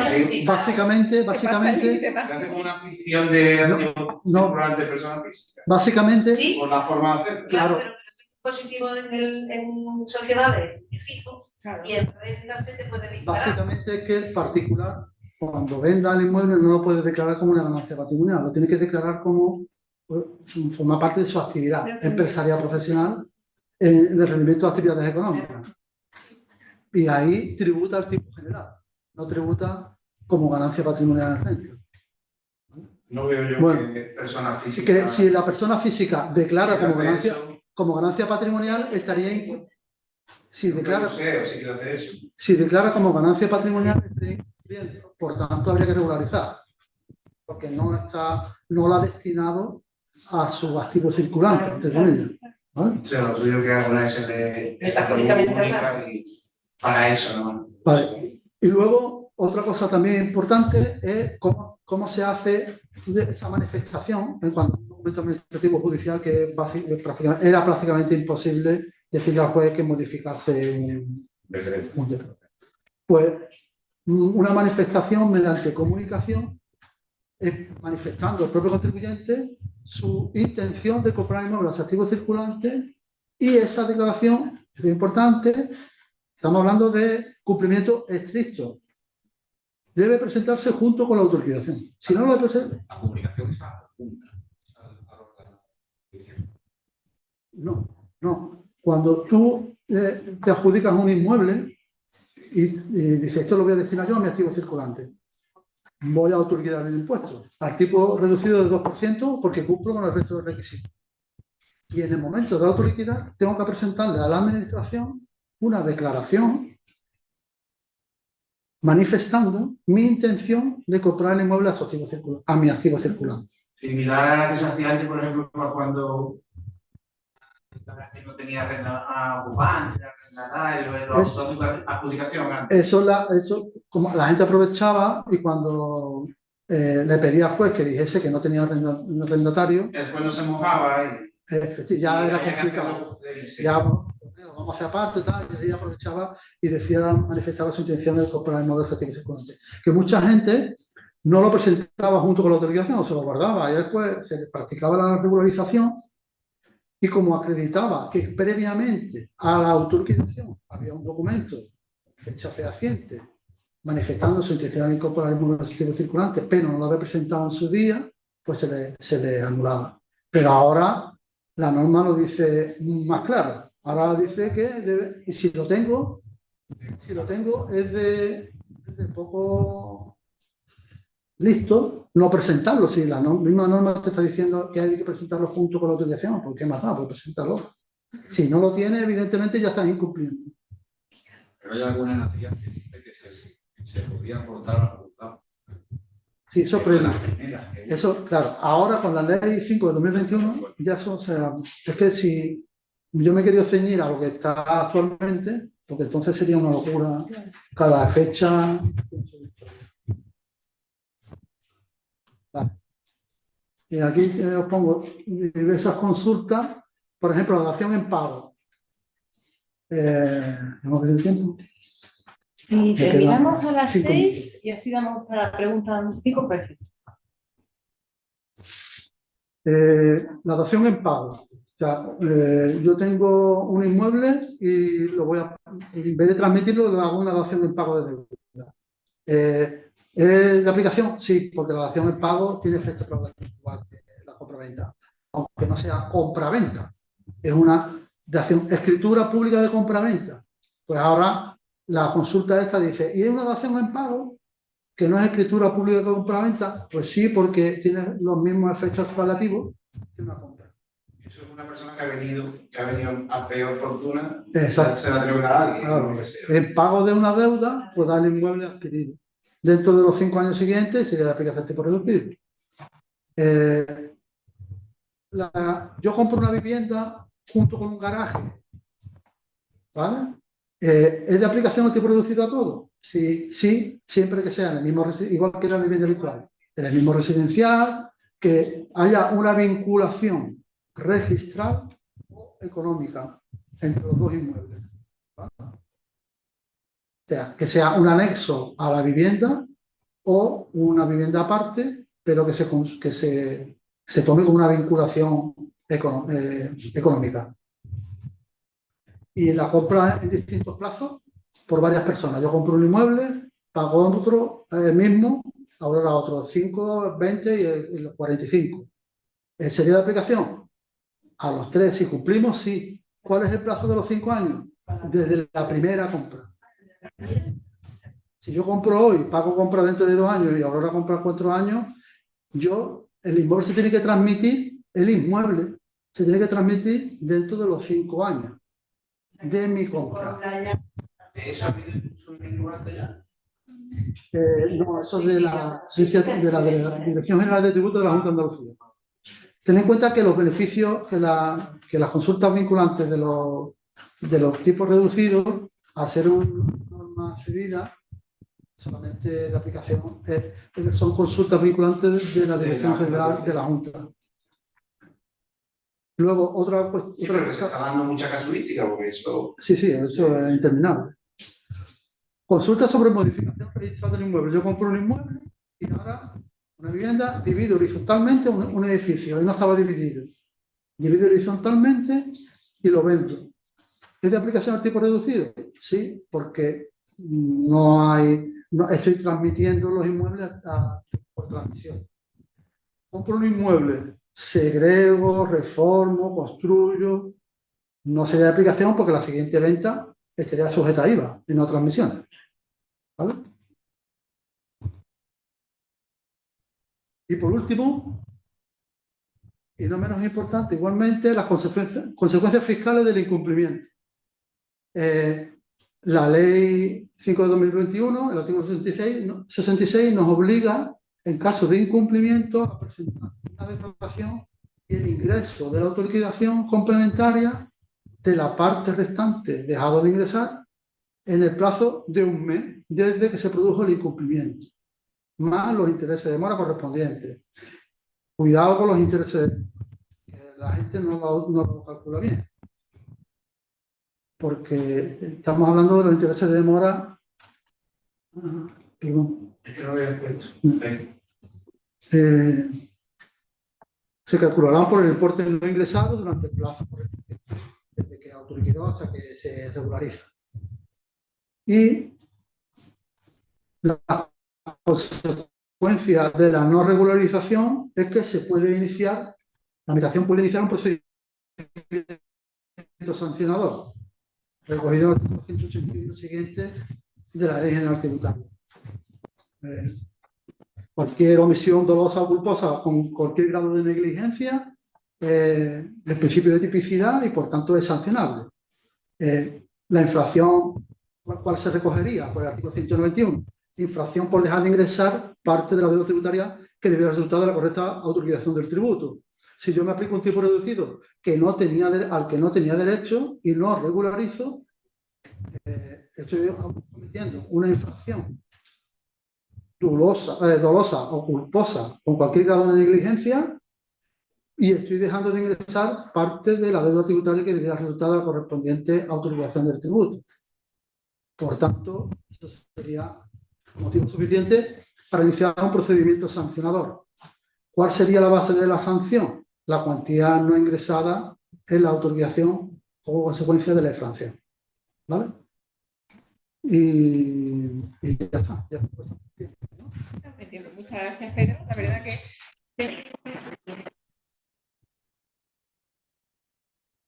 muy interesante. Hemos planteado aquí algunas preguntas. Me voy a este ordenador porque están las preguntas online, ¿vale? ¿Qué preguntan los compañeros? Y si no, seguimos preguntando nosotros. Yo tengo una pregunta mientras hablo las preguntas. Para la adquisición de vivienda habitual, ¿se ha habido un arrendamiento con opción de compra? ¿El cómputo del plan se ha usado desde el principio del arrendamiento como vivienda habitual? ¿Es desde que se compra o desde que se empieza a usar como arrendatario? Desde que se... ¿te refieres a yo adquiero una vivienda? Sí. Y está... Primero firmas un contrato de arrendamiento, por ejemplo, durante 4 años. Arrendamiento con opción de compra. Empieza a contar a partir del momento que la compra. Ejercitas la... Sí, me imaginaba. Claro, sí, no, sí, pero como a veces no entiendo a la agencia tributaria, pues para preguntar. Mira, aquí hay varias preguntas. Marisela Isabel Castro Abad. Tras la terminación de la obra, ¿ha de residir 1 o 3 años? No me queda claro uno u otro, gracias. Tras la terminación de la obra, entiendo que es un particular que ha construido. Cuando ¿cómo se llama? Marisela Isabel Castro Abad. Cuando yo compro te refieres a la adquisición de un solar para construir la vivienda habitual. La norma dice que tengo un plazo de 4 años para finalizar la obra, desde que adquiero el solar. Y a partir de esos 4 años tengo que cumplir los dos requisitos para que esa vivienda que yo he autoconstruido se considere vivienda habitual, que son los 12 meses siguientes, debe ser habitada en los 12 meses siguientes desde la finalización de la obra, y luego debe ser su vivienda de manera continuada durante un plazo de al menos 3 años. Pero los 4 años es desde que compro el solar hasta que finalizo la obra. Vale, María Guerra pregunta si vas a enviar el PowerPoint. Supongo que sí, que se lo podemos pasar Sí. a todos los compañeros. Vale. Asistente aquí. Otro asistente que no tiene nombre pregunta: entonces existe una clara discriminación que conculca el artículo 14 de la Constitución a los que adquirentes de viviendas antiguas que no tienen garaje cuando compras un garaje en edificios cercanos. Volvemos a garaje. Bueno, ya hemos visto que hay una consulta vinculante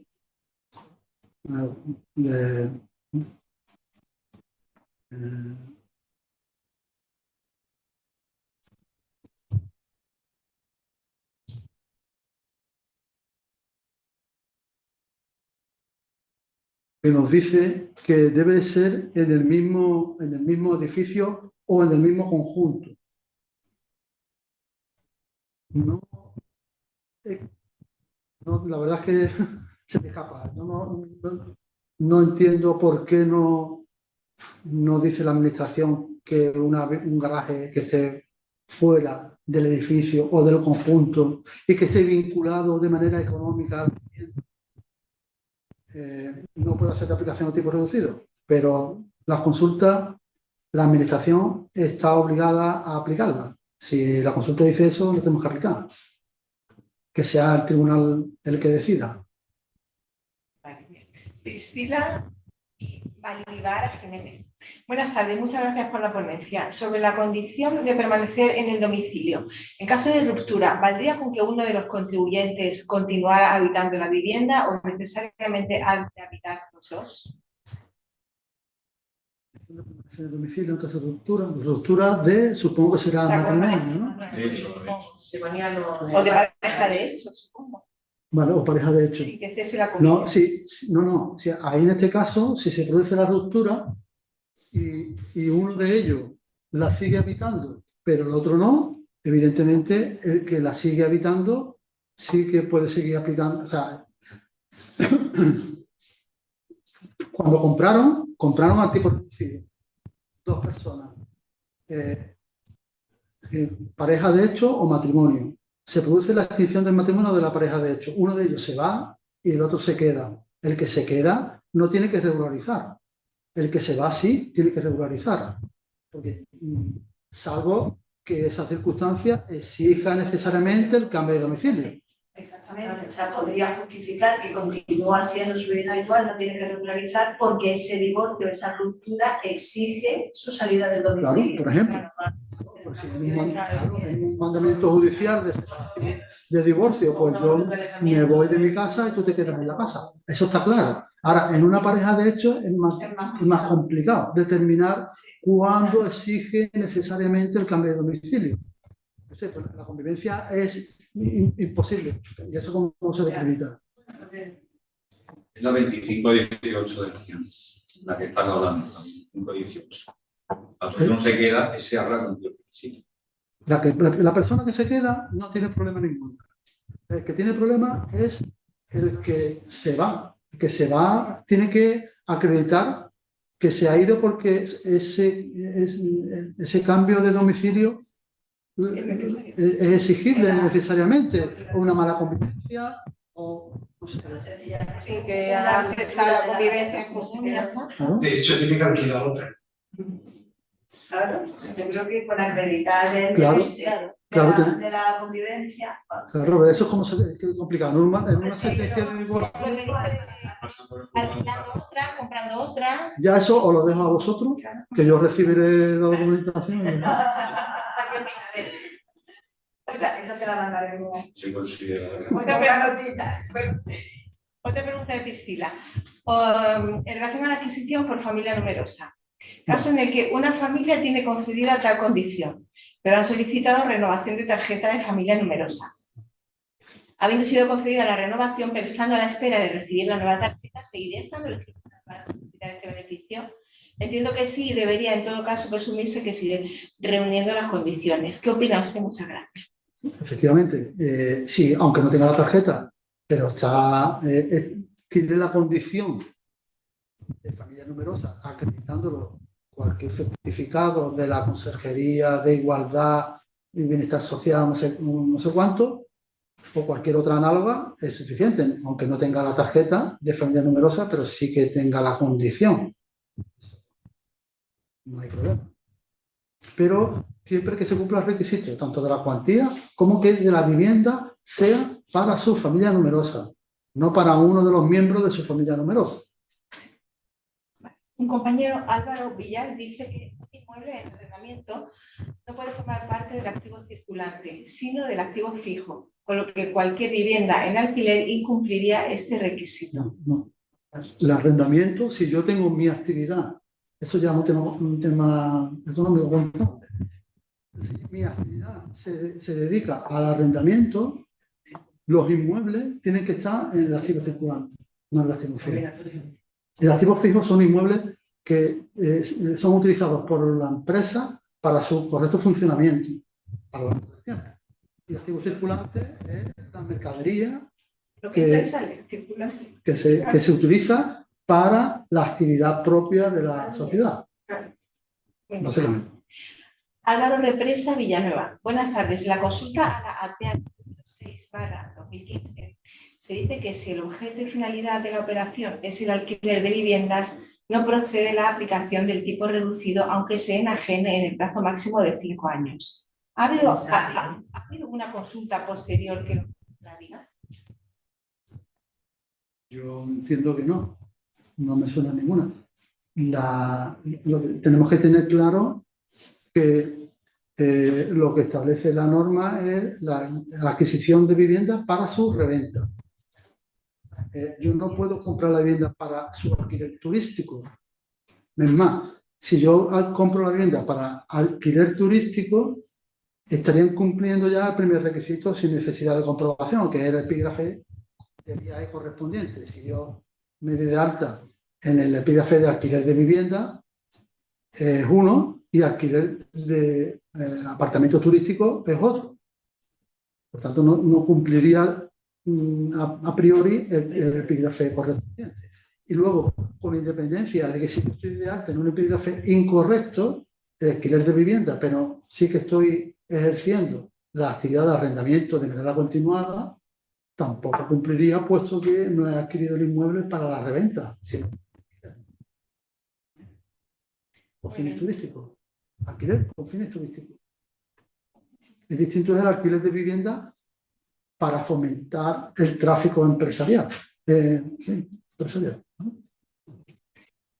Salvador Borrasquero. Vivienda comprada en 2019 por una SL acogiéndose al 2% en ITP. ¿En 2019? 2019.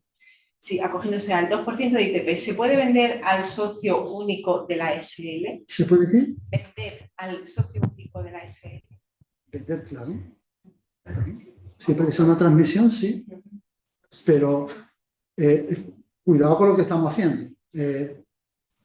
El impuesto se exigirá con las reglas de naturaleza jurídica del acto de contrato que se practique. Si yo tengo una sociedad y soy un único socio,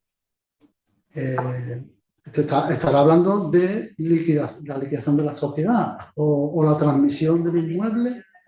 Es que no entiendo muy bien la pregunta. Aquí habla de... ¿Se puede vender a socio único de la SL? Pero esto sería por contraposición cuando tú has dicho de aportarlo a la SL. Él dice, pues lo vende a socio de la SL. Claro, pero Una la transmisión. tributación es distinta. ¿Se vende al socio único? Pero si él paga 7. Sí, sí. 7 y el otro pago 2. Pero si lo hace para evitar regularizar, está pagando un 7 en lugar de un 5. Claro, es que la operación, por eso digo que la operación no es muy lógica. No sería muy lógica. Yo pienso que si queremos Sí, Sí, por eso has dicho tú antes que claro, sí. Cuando está liquidando la sociedad sí tiene más sentido. Claro, sí. Claro. En este caso, por ejemplo, si la sociedad no lo puede vender y antes de perder el beneficio fiscal se lo transmite al socio único, pues nada, estupendo. Pero por solución, Javier, No, porque ahí se estaría incumpliendo el tipo de gravamen reducido del 2%. ¿Qué te merece más? ¿Pagar el 5 o pagar el 7? El 7 más el 2 que ya Claro. solución al uno. El 1.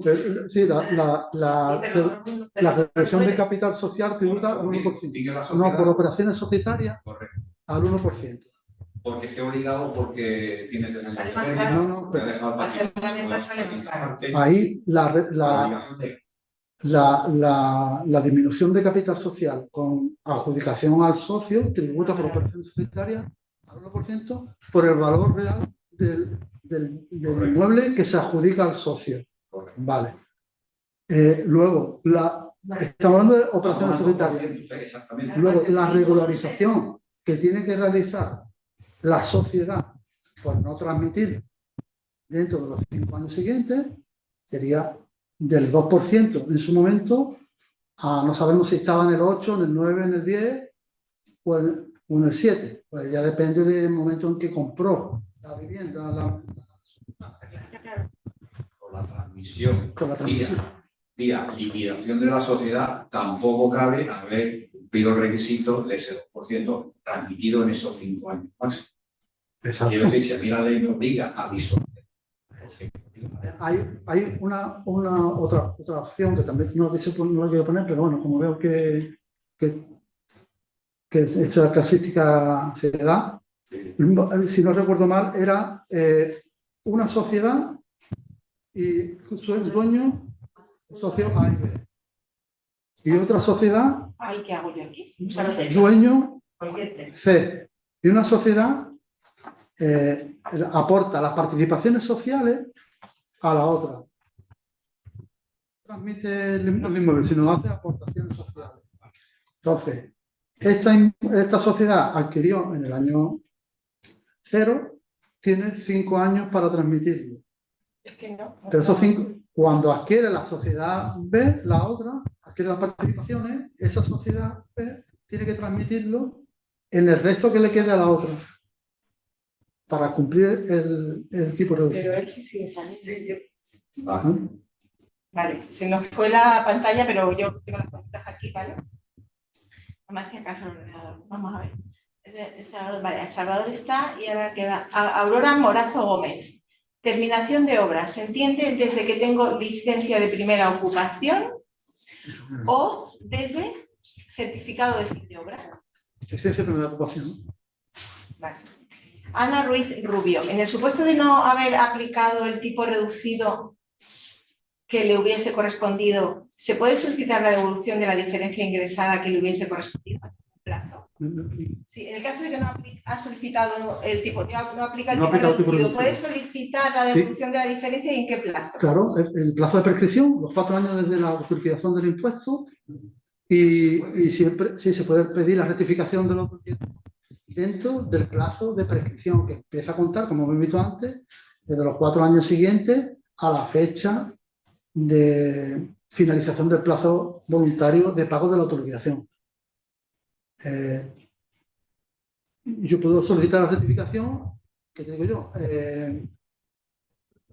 Si voy a solicitarla porque es mi vivienda habitual, sería ilógico solicitarla a los 4 años, porque la administración te va a decir que no ha cumplido con el requisito, que no acredita haber cumplido con el requisito de haberla habitado dentro de los 12 meses y ser su vivienda de manera continuada. Pero que puedes solicitar la rectificación de la autorización y luego a posteriori cumplir o acreditar que cumple con el requisito. Sí, apuntarte en el carro, meterte ahí tarde o pides tarde Efectivamente. y ya está, y te van a, evidentemente te van a comprobar. Claro. Porque si encima no lo pediste cuando compraste, Claro. Si luego en la escritura no dijiste nada de que iba destinado a tu vivienda habitual o dijiste que no iba destinado al activo circulante, Y a eso me supone que va a ser complicado que te acepte la rectificación. Pero el vivienda habitual no es obligatorio decir que la vas a destinar a vivienda habitual en la escritura, pero sí que luego tendrás que acreditar los requisitos correspondientes para que sea su vivienda habitual. Sí, esos casos se dan porque hay asesoría o gestorías que no te lo comunican, no te dicen esa posibilidad. Hay posibilidades de la rectificación de la autorización siempre que lo acredites. En el caso de cuánto, de 8 años, Pedro, los 12 para evitarla, los 3 para que cumplir y aquí. No, la rectificación de la autorización comienza a contar desde los 4 años desde que presentaste la autorización. Pero vosotros la prescripción son 8, ¿no? Bueno, depende, no tanto no, un poquito menos. 12 meses. Se ha puesto cara Y de No. luego los 3. No, Se ha puesto cara de que sí. la administración empieza. Ten en cuenta que la administración no puede comprobar un beneficio fiscal hasta que se produzca el incumplimiento, ¿vale? Y el plazo de prescripción comienza a contar a partir de, de la ley 2521, 2 meses desde que se produce la compra, ¿vale? Entonces, 12 meses. año cero. 12 meses para evitarlo. Desde aquí, 3 años para su vivienda habitual. 4.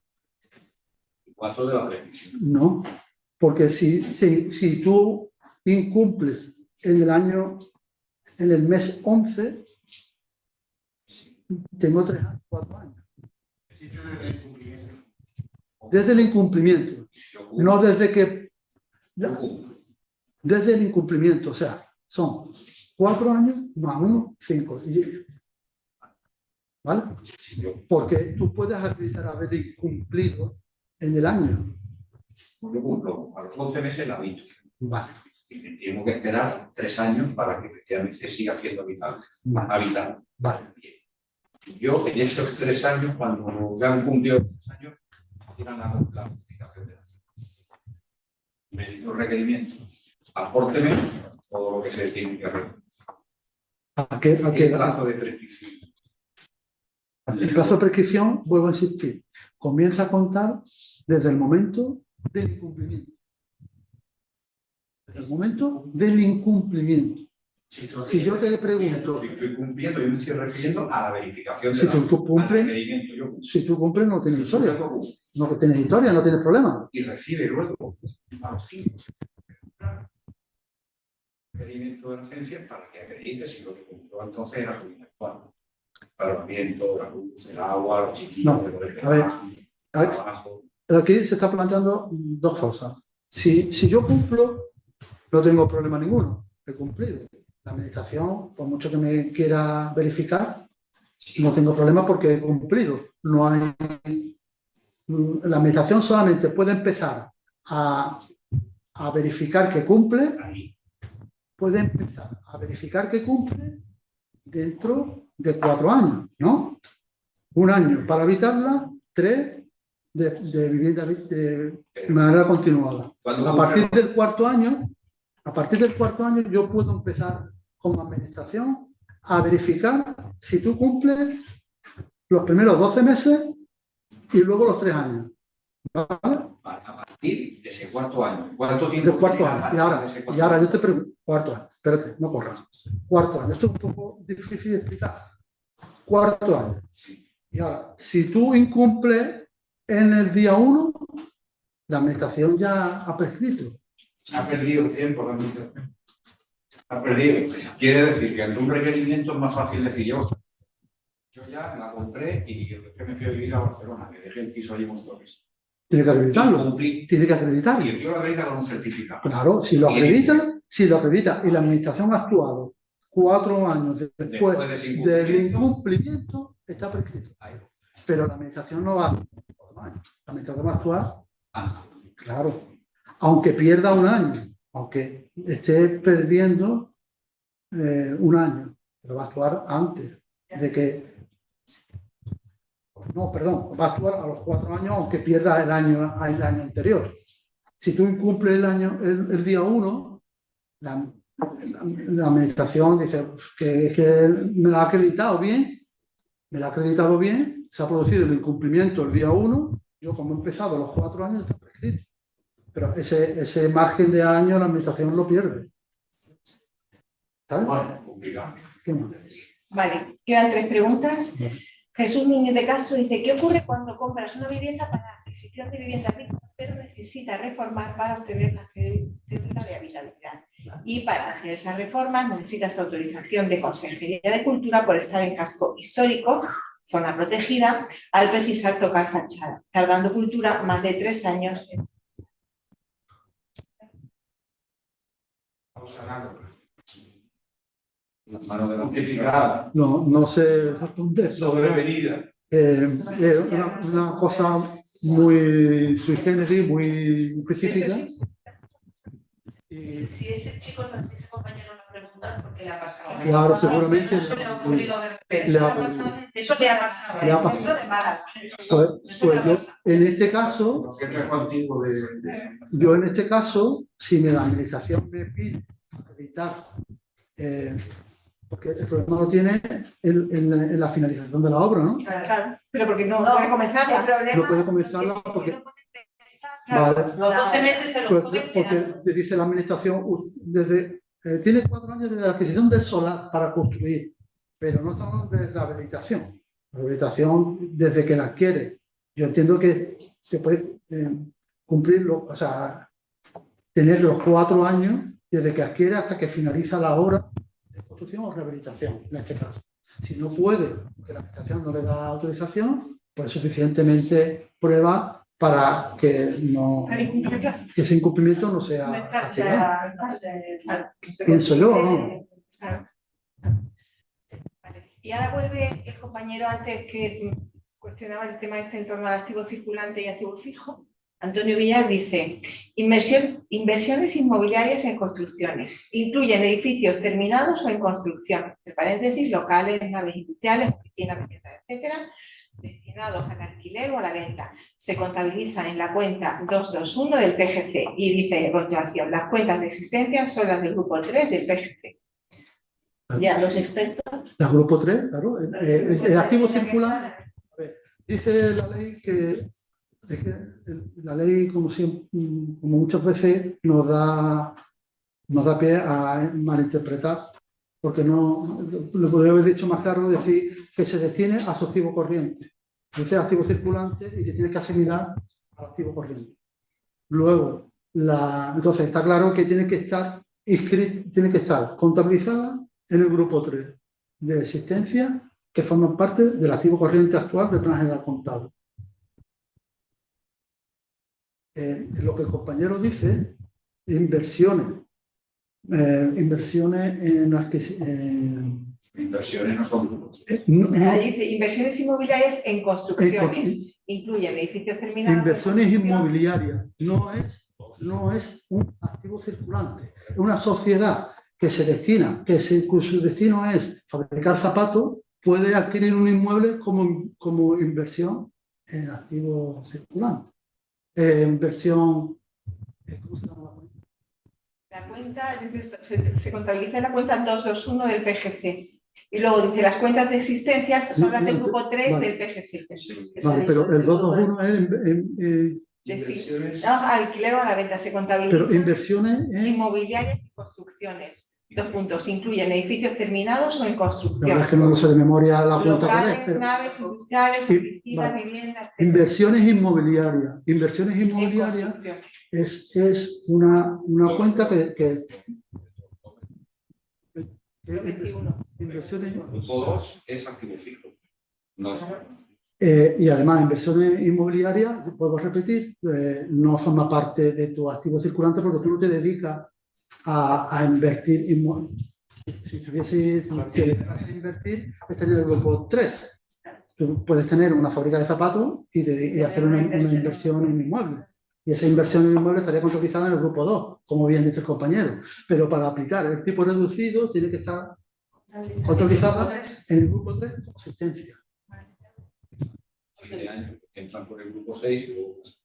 Sí, luego está de acuerdo en las cuentas que dice, lo que pasa que hay que incluirlas en las cuentas de existencia. Exacto. No en el activo fijo. Eso como la ley tributaria dice que las declaraciones tributarias, toda declaración tributaria tiene su repercusión, salvo error o omisión. Por tanto, si tú declaras que hay una inversión financiera o una inversión inmobiliaria y no es un activo circulante, no sería de aplicación. Una inversión. Muy bien, pues más preguntas, ¿no? Bueno, Felicidades. muchas gracias. Gracias, Miriam. Enhorabuena. Gracias.